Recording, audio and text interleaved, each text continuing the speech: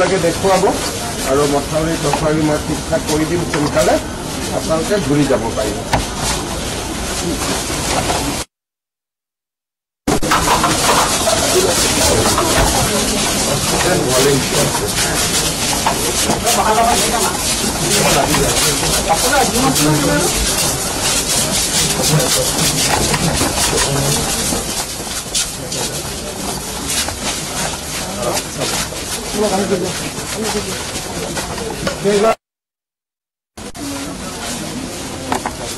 আপোনালোক থাকক ইয়াত যিমান সুবিধা লাগে কৰি দিব আৰু মথাউৰিটো সোনকালে বনাই দিম ঘূৰি যাব পাৰিম ঠিক আছে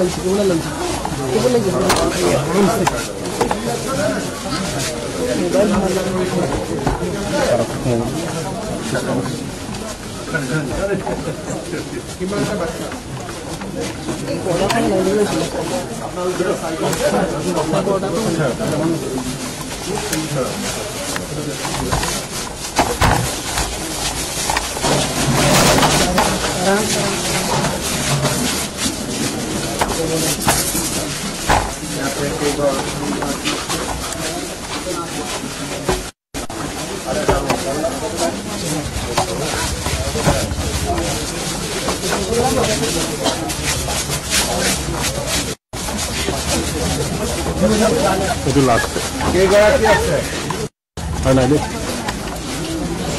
10 গৰাকী তাৰ পৰা আহিছে নহয় জানো ঘৰত পানী উঠি গৈছে আপোনাৰ কংকালৰ পাইছে মই গৈ চাই আহিছো মই তাতে যাওঁতে আপোনালোক আহি আছে ঠিক আছে মই সোনকালে ঠিক ঠাক কৰি দিম ৰাস্তা বঠা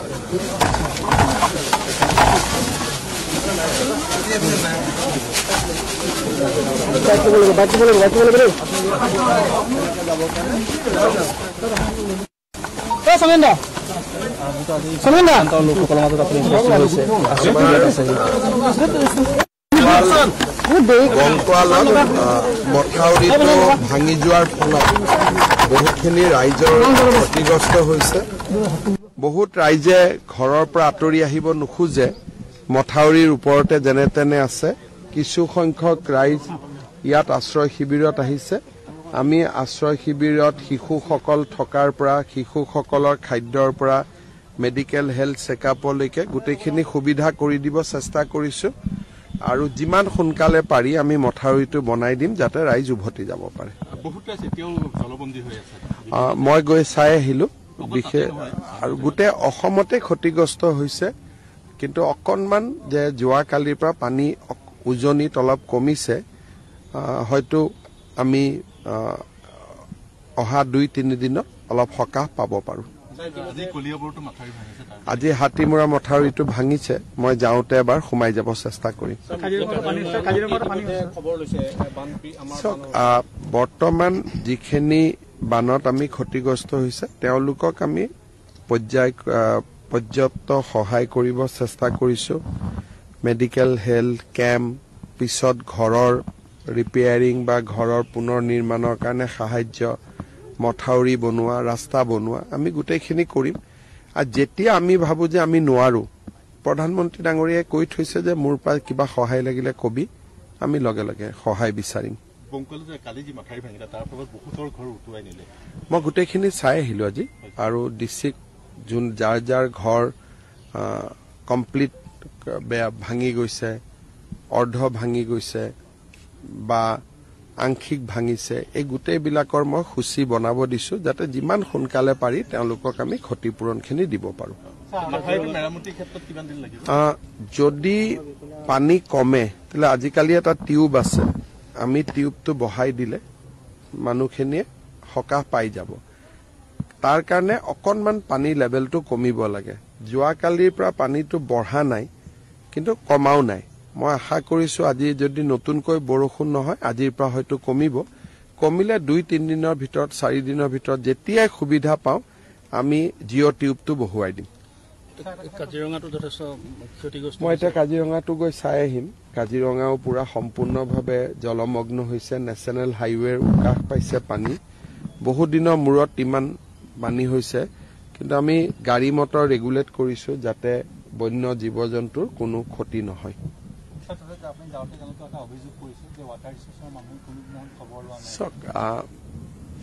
বানপানীত মথাউৰিটো ভাঙিলে এইটো সত্য কথা, আৰু বাকী ৰাইজৰটো যেতিয়া এটা মথাউৰি ভাঙি যায় ৰাইজৰটো অভিযোগ থাকিবই। গতিকে বিষয়খিনি মই মন্ত্ৰী ডাঙৰীয়াক ক'ম যাতে চাই। আৰু এটা কথা, জলসম্পদ বিভাগটোক তেখেতে কোৱাৰ নিচিনাকে জলসম্পদ বিভাগটো গোটেই বছৰটো হৈ থাকে। কালি আমি যাতে তামুলী পথাৰত যেতিয়া মথাউৰি গৈছিলো তেওঁলোকে কৈছে পানী আহিলে তেওঁলোক আহে, নহলে ফুৰিবহি গোটেই বছৰটো। জলসম্পদ বিভাগত যোৱা 3 বছৰত বহুতবিলাক কাম হৈছে। মথাউৰি হৈছে, মথাউৰিৰ ওপৰত ৰাস্তা পকীকৰণ হৈছে।